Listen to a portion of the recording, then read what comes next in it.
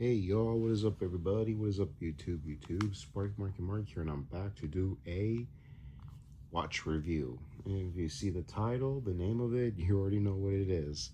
And right now I'm here to discuss, before I do the review, what you're looking at here is the sort of the history going back to 1989, sometime maybe around the summer of that time, that Nintendo released a product called the NelsonSonic Game Watch, which is a multi-purpose wristwatch developed by NelsonSonic that uses LCD display that NelsonSonic obtained licensing from Game Boy from Nintendo in 1989 and adapted many popular games, many of the Nintendo's popular games, including the Super Mario franchise. Then there's the Zelda and Donkey Kong. And what you're looking at here, folks, is one of them. Depends on the condition they're in, if you could find it in an NRFB or any sorts. I mean, look at it. Amazing. Mario World, Donkey Kong. And really, this is indeed one of their best products that have been sold over the many years. And then you have the Zelda watch in varying colors. I mean, some of these are considered collectible. If you wear this, like say you're in the 80s, be careful with these. And yeah. Oh, Tetris. Wow. And yeah, there's a Mario Brothers game watch, except this is like a product that I might have shown you about 4 years ago. Was it 4 years ago? No way, 5 years ago. And man, I still need to review the product though. But let's get back to the watch. Lucky bastard, whoever owns this collection is one lucky son of a gun who knows how to get them. Even the packagings are so rare, nostalgic. And let me know in the comments, did anybody that was born in the late 70s or the early 80s or the mid 70s, did any one of yous, or did anybody know anybody who ever had one of these game watches, these Nintendo watches? And yeah, and woo-wee, they did one for Pac-Man. Awesome.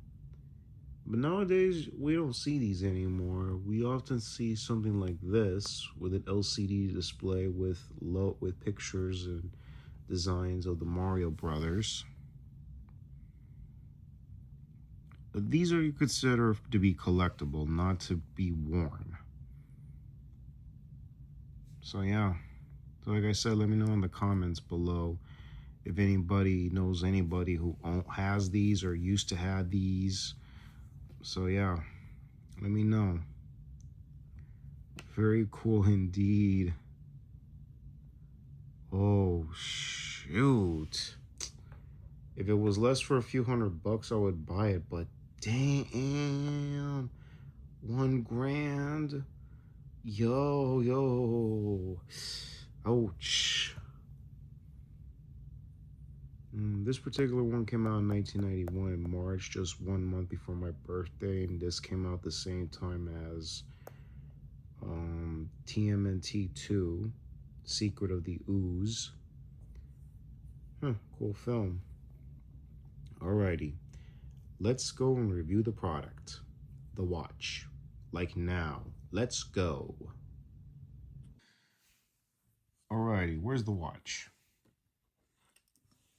Here it is. No packaging, no nothing, just how it is. Screen looks a little bit, seen better days. But here it is. Here you do the setting of your hour, minute, and seconds. And It's setting, and there's mode, and then you're back to regular. And yeah, these are LCD screen type game watches. You can turn them off or just turn it back on, and there you go. Oh, looks like I got trapped again. Oh god, I got trapped. Okay, careful with these circles. They're very, very tricky. Oh man, these are very tricky sons of guns, aren't they, huh?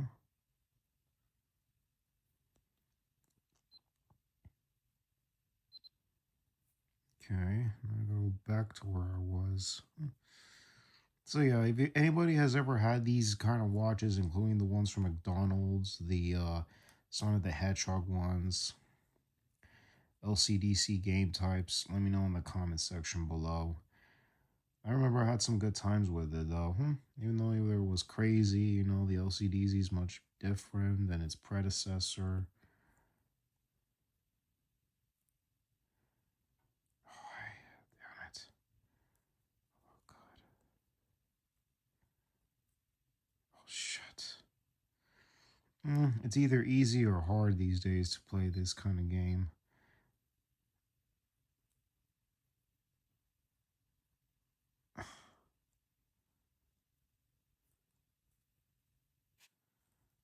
In fact, I don't even know where the hell I'm at. Either you...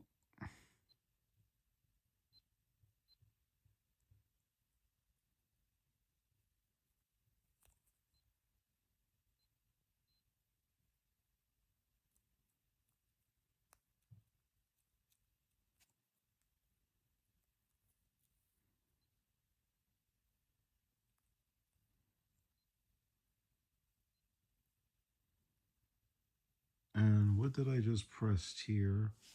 I can't even tell anything, but I think that's an alarm. Yeah, that is an alarm.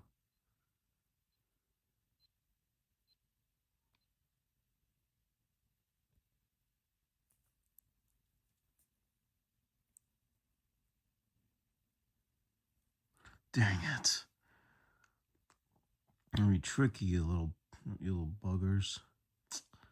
3 chances and I screw up. Oh well, it's in the alphabetical of easy and hard for anybody who has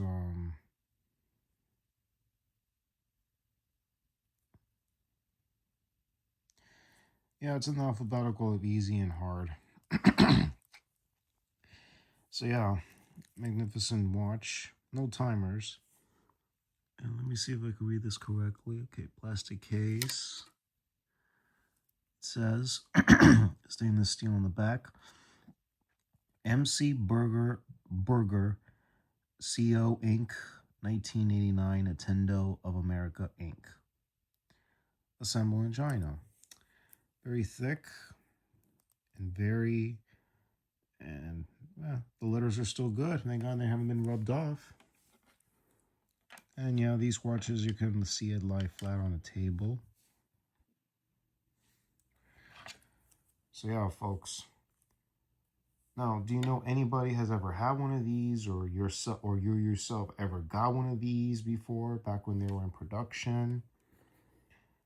Or you ever seen one before? And of course, you have seen some of this particular shape on the wrists of some actors from Stranger Things season 1 and 2.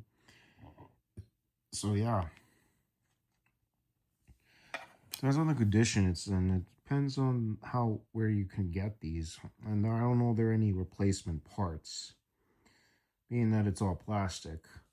And with that, let's take a look at the Sparky wrist. How does it look in my wrist? All right, let's check it out like now.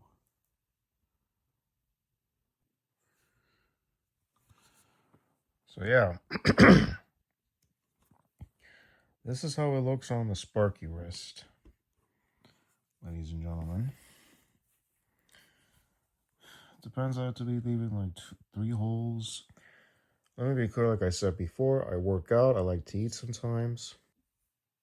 So yeah, folks.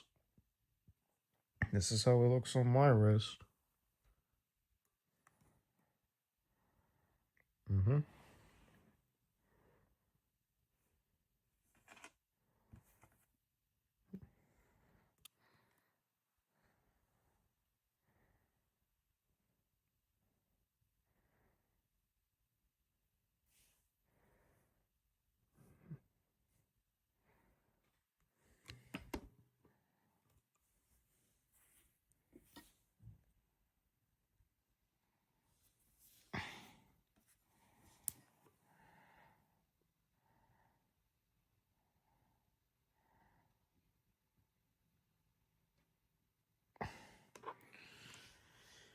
Also, the measurements and the detail size of the watch are going to come up in a moment.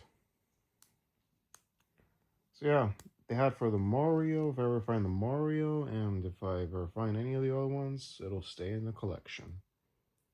So yeah. And how did I acquire this watch? Where did I get it? I didn't get it at a certain site. And where did I get it? I'll show you how. It was from an antique store. So folks, here it is. It's from an antique store called Wayback Collectibles, and it's located in Margate Boulevard. And I gotta say, it's awesome. And I've been there twice. One of it that I got was the watch. Next time I went back was for, I forgot what product did I buy. Did I buy another product there the last time? Oh, well, if I did, I would remember, but it was before I got sick. But all in all, there's an arcade called Flynn's Arcade right next to it. And man, it was great. And look at that. I didn't even know they have an eBay store. Like, wow. And they have all sorts of collectibles from Sideshow Collectibles and the conditions of the figures from the 90s. An SNES Venom Maximum Carnage for almost 200 bucks. $399 for a 1964 DC Comics. I mean, really, guys. Just look at these. Sorry for. So yeah. Awesome, awesome, awesome. And a limited edition lime orange. Oh, woof. On the store, maybe something. I don't know if it was at a different price, but damn. 2400, nearly 2000, 2400 bucks? Yikes. If I had the dough, I'll pull the trigger, but I can't. And a Venom Funko Pop autographed. I wonder who signed this one. Sam De La Rosa. COA Beckett Authenticated. So yeah, awesome place. Cool Hot Wheels. Depends on the condition that they're in. Some Matchbox. A Batman Forever Kenner toy from 1996. Wow. 224 bucks, man. And you can continue on the page from there. And then there's a Wonder Woman DC comic, number 204 from 1973. Whoa, almost 400 bucks, y'all. Like, wow.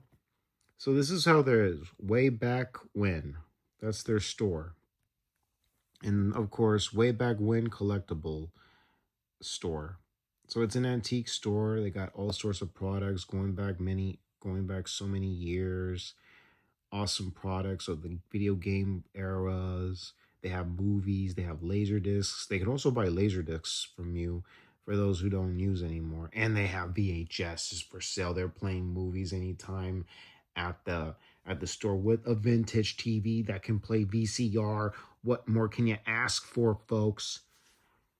So yeah, if anybody want to go to Margate, here it is, or the link will be in the description box. Whichever it is. So yeah. So enough chit chat, y'all. Let's go to the music to play The Watch from 1989. Let's play a song from 1989 like now. Let's go. Alrighty, folks. So we're going to be playing a song from 1989, and it's going to be from Motley Crue with their hit song, Kick Start My Heart. from their album, Dr. Feelgood. Enjoy, y'all.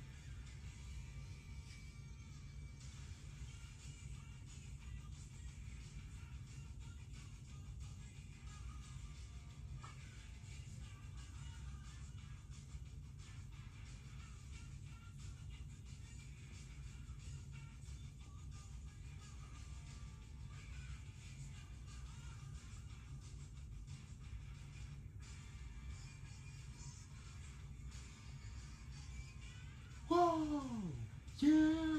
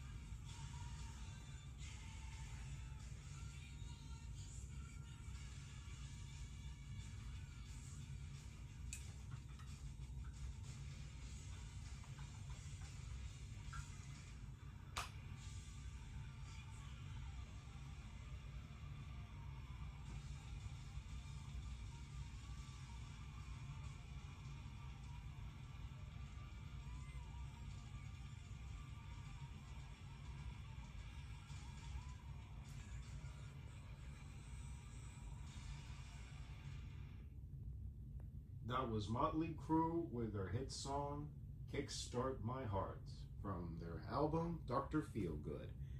So, folks, what do you think of this swatch? And Also, what do you think of the year that it came out? 1989 was indeed a pivotal-ish year, or I don't know what it was. It was the final time of the 80s, and cool films came out that year. But I wish Ghostbusters 2 could have kicked more.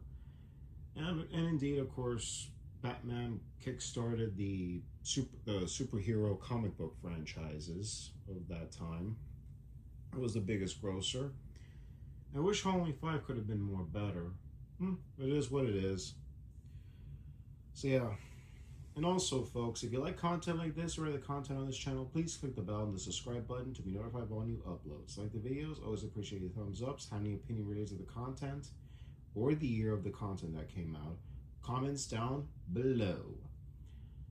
And also, let's give a shout out to a thing of ours to the physical media collectors, the watch collectors, toy collectors, autograph collectors, and all you collectors out there. Shout out to all kitties and dogs. And let's give a shout out to my subscribers. You know who you all are. Shouts to all kitties and dogs. And all you young BUCKS's out there. So yeah.